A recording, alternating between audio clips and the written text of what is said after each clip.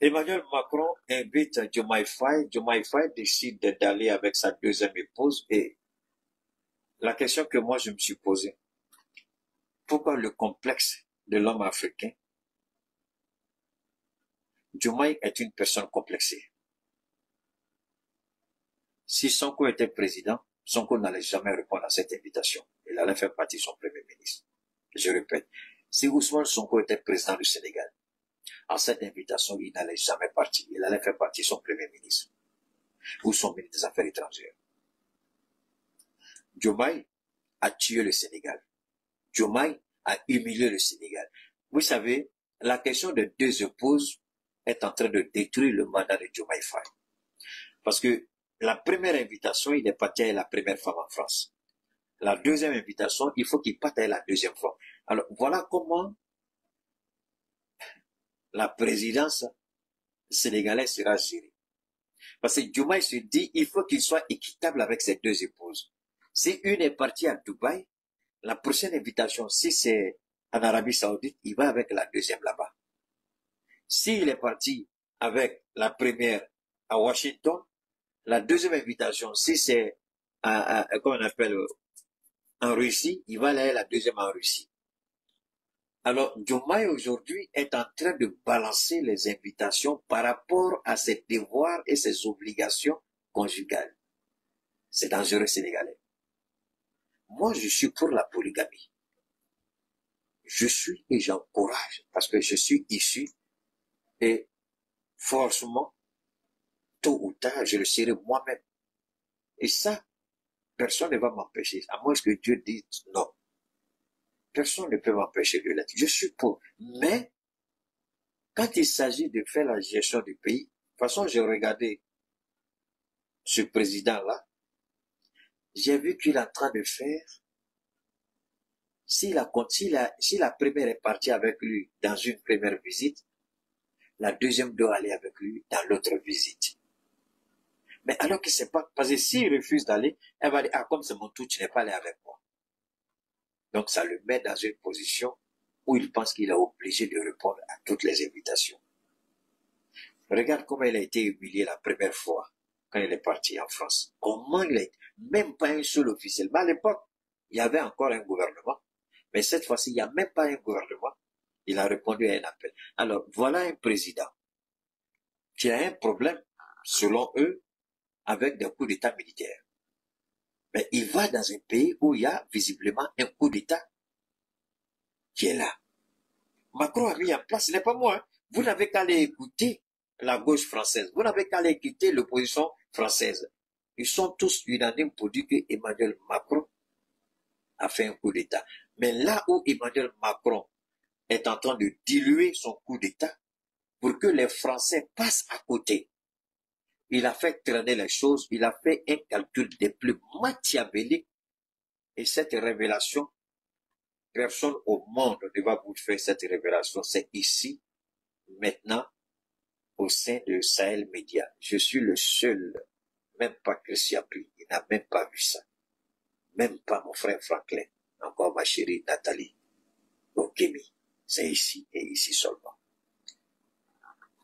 Maintenant, écoutez cette partie-là. Partagez, hein, je vous en prie, faites monter les cœurs. Macron va dire, non, la DGSE va dire, président, on t'avait parlé de Keïta, mais comme tu n'écoutes pas les gens, lui là, on ne sait pas comment il est né, comment Dieu a sa faveur avec ce gars-là, mais il est au courant de tout et il sait tout, sans qu'il ait une source d'information. Et il est plus informé que ceux-mêmes qui ont les sources d'information. Alors, ça c'est la géostratégie, la géopolitique haut de gamme, de haute intensité. Sahel Média. Alors, on y va. Macron, après les européennes, c'est un petit qui calcule beaucoup. Macron est un petit président qui calcule beaucoup, beaucoup. Il a commencé à calculer. J'anticipe les élections. Ils ne vont jamais s'entendre. Il n'y aura pas de premier ministre. Il y aura un président de l'Assemblée, mais pas de premier ministre, pas de gouvernement. je laisse le temps encore, les choses se tasser, se pourrir. Ensuite, les Français sauront que ce n'est pas moi. Mais, comment Macron a pris tout le monde de coup? Aucun politicien français n'a vu ça venir. C'est ici. Sahel Média, ici. Je répète, aucun politicien français n'a vu venir ce que je vais vous développer tout de suite. Parce que ça, c'est important.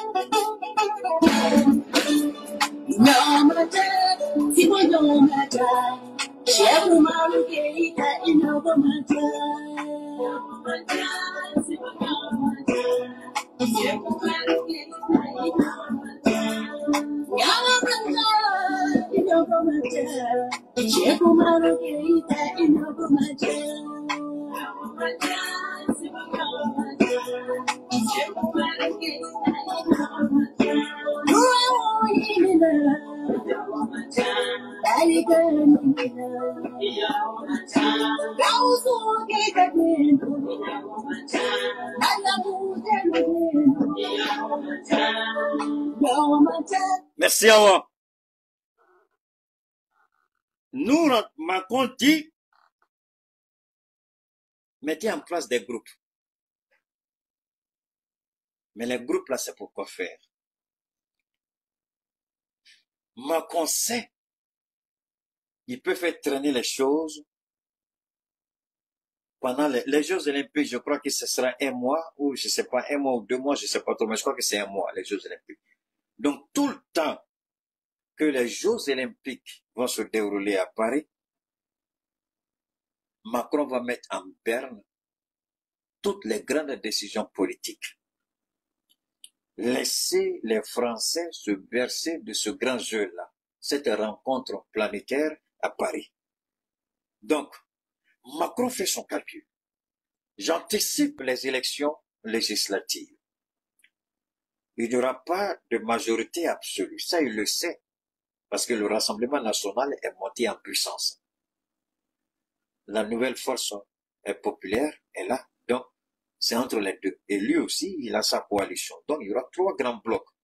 Il n'y aura pas de consensus, il n'y aura pas de Premier ministre, il aura le temps de réfléchir, voir comment il va assommer et imposer sa volonté malgré ce que la démocratie a dit. Quand je vous dis que c'est une dictature, quand je vous dis que c'est un coup d'État législatif, les gens ne croient pas. Alors Macron fait durer le suspense au point jusqu'où les Français n'ont rien vu venir.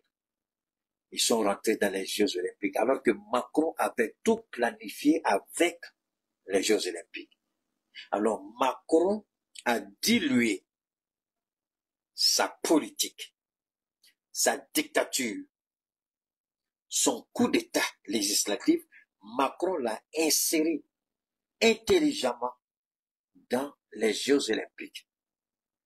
Tant qu'il y aura les Jeux Olympiques, les Français auront leur regard tourné ailleurs que sur la gestion du pays. Pendant ce temps, pendant que les Français sont en train de se bercer avec les Jeux Olympiques, pendant que les Français seront à courir de gauche à droite pour aller suivre les différentes compétitions, lui, il va s'asseoir maintenant en véritable fils de Satan. Il va commencer maintenant à préparer son coup, sa revanche contre les partis politiques en France. C'est la raison pour laquelle, à la veille de l'élection du président de l'Assemblée nationale, il a accepté la démission du gouvernement de Gabriel Attal pour aller apporter leur voix à la partie présidentielle. Sinon, sans les 11 ministres qui ont été élus députés, jamais Macron n'allait avoir le président de l'Assemblée nationale à sa pose. Ça, c'était sa première victoire. Et regardez comment il a capturé. Parce qu'il savait très bien. Alors, quand ces gens-là, ils veulent nous enseigner la démocratie, Et que quand Keïta dit qu'ils sont des dictateurs, et il dit qu'il y a eu un coup d'État contre Joe Biden, et que quelqu'un d'autre vient vous dire autre chose, je pose la question. Tu réfléchis comment? Tu peux ne pas être d'accord avec Keïta, mais tu ne peux pas quand même refuser de reconnaître ce que les Américains eux-mêmes ont exigé de Joe Biden.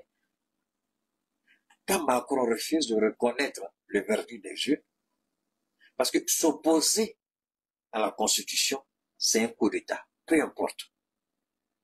Quand vous exigez de Joe Biden de se retirer, alors que sur le plan constitutionnel, il remplit les conditions, c'est un coup d'État.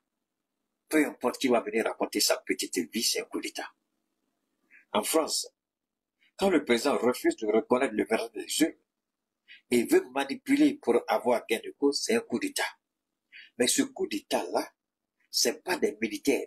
Ce coup d'État-là, c'est pas de révolution dans les rues. Ce coup d'État-là, c'est un coup d'État savamment, diaboliquement, méticuleusement préparé. Ce qui fait que ce coup d'État a été inséré dans les Jeux olympiques à tel point où le président Diomaye Faye n'a pas vu que Macron était un putschiste. Alors ce n'est pas pour rien que les autorités de Bamako ont décidé d'appeler Emmanuel Macron putschiste. Vous commencez à comprendre que le Mali a eu raison beaucoup trop tôt en qualifiant Emmanuel Macron de putschiste.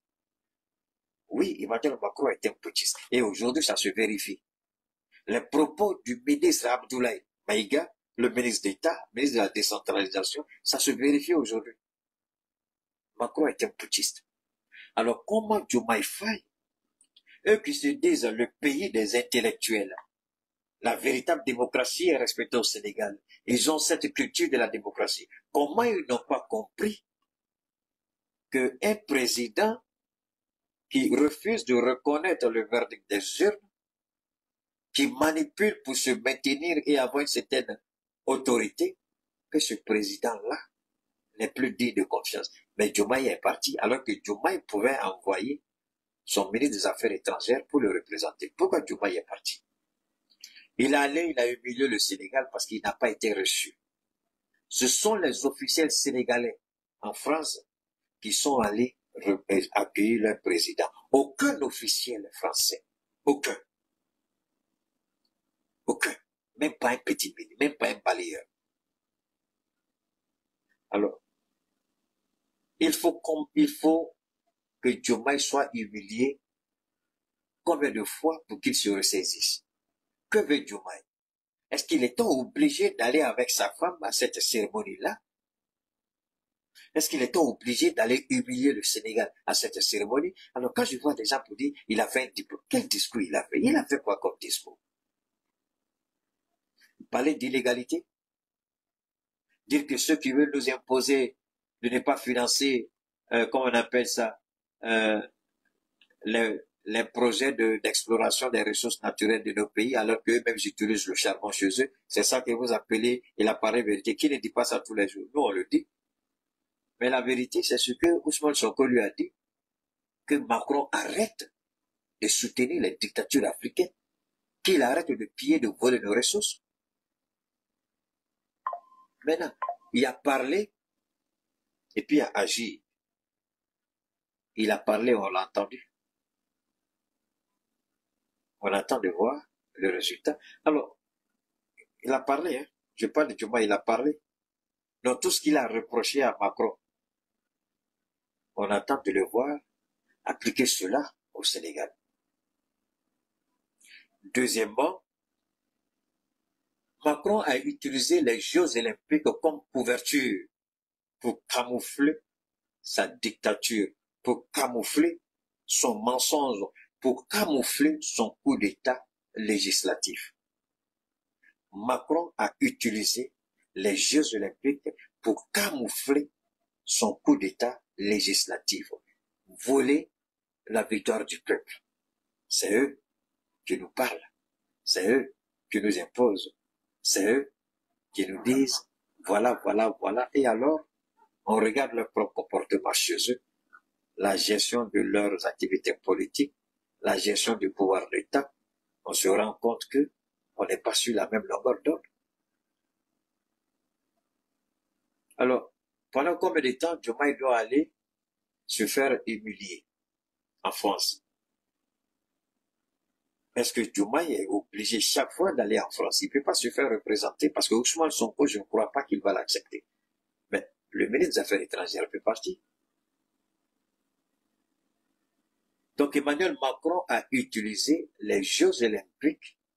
Il est en train d'utiliser les Jeux olympiques pour camoufler son échec politique, pour camoufler sa barbarie politique, pour camoufler le mensonge grotesque qu'il a toujours servi aux Africains. Il utilise les Jeux olympiques. Et d'ailleurs, c'est la raison pour laquelle vous voyez encore Macron, il connaît tellement le nègre qu'il sait comment nous avoir. Regardez ce qu'ils ont fait encore. Vous voyez ces 2 jours-là, il y a Céline Dion qui était, je remercie Dieu que Céline Dion, je l'ai retrouvée en pleine forme, par la grâce de Dieu. J'espère que tout est pour le mieux pour la dame. Regardez quelque chose. Céline Dion et la jeune franco-malienne, Aya, qui a chanté. D'ailleurs, les Français s'étaient opposés, ils ne voulaient pas, enfin, les Français de la rue ne voulaient pas. Mais Macron sait pourquoi il a utilisé cette dame-là. C'est un double message. Il voulait dire aux Africains, je n'ai rien contre vous. Regardez, j'ai même pris une de vos sœurs pour l'ouverture des Jeux olympiques. Je ne suis pas celui qu'on prétend que je suis. Ça, c'est ce qu'on appelle un coup de maître dans le poker ou dans les jeux de dames ou dans tout autre jeu. Les jeux de société. Donc, il sort le joker, il sort Aya. Je n'ai rien, je ne suis pas raciste. Je n'ai rien contre l'Afrique. La preuve est là. Il est resté droit dans ses potes, malgré tout ce qui a été dit, il n'a pas voulu, il a gardé la fille. Et après, maintenant, il s'est dit quoi? Parce qu'il visait quelque chose. Après l'ouverture, après le lancement, il y a un débat qui va commencer. Et ce débat-là va amener beaucoup d'Africains. C'est-à-dire, on va se détourner des questions essentielles pour aller parler des futilités de Aya. Et le débat a commencé déjà. Les partisans de Aya et puis de Céline Dion. Actuellement, là, ils ont chauffé les réseaux. Et Macron se frotte les mains. Donc, il a fait un jeu de 3. Le maître. Il double les Français. Il double les Jeux olympiques. Il double les dirigeants africains. Il manipule la jeunesse africaine. Et puis, il a assis. Maintenant, il regarde tout. Comment il va tirer profit de tous ces éléments qu'il a mis en place. Vous croyez que le choix de cette fille-là, franco-malienne-là, vous croyez que c'est fortuit? Vous croyez que c'est comme ça? Il n'est pas bête. En Côte d'Ivoire, il y a des chanteuses mieux que cette fille-là, mais parce qu'elle vit là-bas. C'est pas ça? Bon, moi je la connais pas trop. Je connais pas son passé, ça m'intéresse pas, comme je le dis, je suis pas dans fait divers. Mais j'ai vu seulement que une fois quelqu'un m'avait envoyé un lien où les Français disent Paris ce n'est pas le marché de Bamako. J'ai dit oui, ils ont raison. J'ai dit mais attends, nous on veut pas que les Blancs mettent leur bouche dans notre affaire. S'ils disent qu'ils ne veulent pas de Noirs pour chanter dans leur olympique là, vous ouvrez votre problème. Maintenant, c'est les Françaises. Si ils se disent qu'elle n'a qu'à chanter, mais moi, Keïta, j'ai vu plein qui sont levés pour mener son combat. J'ai dit, je ne mène pas son combat. J'ai mené ça pourquoi? J'ai trop de choses plus importantes que ça. Alors, vous commencez à comprendre maintenant que le choix au pays a un objectif précis. Et voilà ça. Macron, il prend les Jeux olympiques, élections législatives, absence de gouvernement.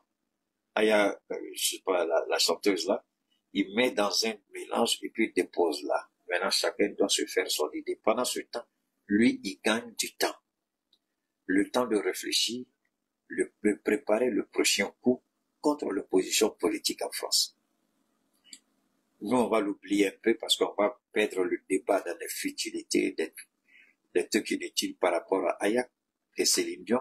Pendant ce temps, lui, il réfléchit.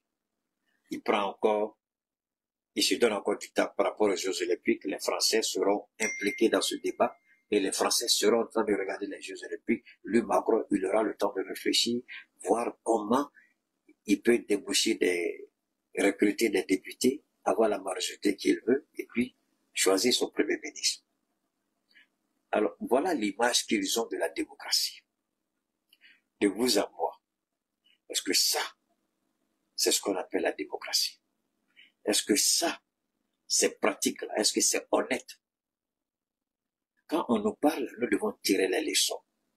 On doit réfléchir, est-ce que ça là, c'est la démocratie? C'est pourquoi le président sénégalais, qui aurait dû, ça c'est mon avis, hein, qui peut-être aurait dû parler beaucoup plus de sport, mais il a profité du micro qu'on lui a tendu devant le monde, où il a apporté quelques éléments de réflexion. Mais pour moi, c'était pas seulement à Paris. Là où je suis pas d'accord avec lui, c'est ça. Un homme laisse des traces. Bassirou, dès le début, devait montrer sa détermination farouche à rompre avec la France-Afrique, à assumer l'entière indépendance et souveraineté du Sénégal. Dans ces conditions-là, s'il tenait avec ce discours qu'il a tenu hier, moi j'allais applaudir, je dis excellent, excellent. Mais malheureusement, son attitude même nous laisse un peu confus. Donc, quand il va tenir un tel langage, on se pose la question, est-ce que c'est parce qu'on l'a bombardé qu'il tient ce langage-là? Ou bien, est-ce que réellement, c'est ce qu'il commence à prendre conscience? Alors donc, voilà un peu la démocratie. Ça, c'est une autre facette de la démocratie, un autre visage de la démocratie. Le mensonge, les ruses, les compromissions, la manipulation. Et puis, on prétend être ces démocrates-là, on prétend être ceux qui peuvent donner des leçons à des Africains comme nous. Alors aujourd'hui, il utilise, lui, les Jeux olympiques pour cacher son échec total et ce coup d'État qu'il est en train de faire au peuple français. Les Jeux olympiques aujourd'hui sont utilisés par Emmanuel Macron pour masquer l'échec de sa politique, pour masquer ce coup d'État législatif et puis créer des faux débats. Alors, il est important à ce niveau-là que chacun puisse se poser des questions. Est-ce que c'est ce genre de démocratie que nous voulons? Ou bien on veut notre propre modèle, excusez-moi, ou bien on veut notre propre modèle de démocratie. Donc, excusez-moi un peu, je voulais boire de l'eau, mais je passe à côté ici. Voilà, je bois ça un peu. Ou bien, nous, on a notre modèle de démocratie, s'il vous plaît. Voilà. Alors, ça c'est, chacun doit se faire sa petite idée, hein. En tout cas, ce qui me concerne, chacun doit se faire sa petite idée et puis savoir réellement que le débat que nous menons, voilà la réalité. Nous nous battons pour une Afrique juste, une Afrique prospère, et vous avez entendu le président sénégalais, pendant qu'on nous parle de changement climatique, les gens continuent d'utiliser le charbon, nous empêcher, nous. Ce qui a fait d'eux des États modernes, des États industrialisés, des États avec un niveau de vie avancé, des États avec une économie prospère, on dit vous n'avez pas droit à ça parce que cela détruit l'environnement, cela n'est pas bon. Mais alors que ce sont les mêmes moyens qu'ils ont utilisés pour être ce qu'ils sont aujourd'hui. Alors, la question est de savoir, c'est à qui on veut mentir. Nous avons décidé de prendre notre envol et assumer pleinement notre souveraineté et toutes les actions que nous allons prendre. Alors, on dit qu'Alassane Ouattara est malade. On est obligé de reconnaître qu'il est malade. Puisque ça, c'est le genre de trucs qu'il n'aime pas rater. Il veut toujours, c'est là il va se pavaner devant les gens, c'est là il va s'accrocher à Emmanuel Macron, c'est après il va dire Macron c'est mon ami, pendant que lui dit qu'il n'a pas d'amis, lui il insiste pour dire c'est son ami. Alors,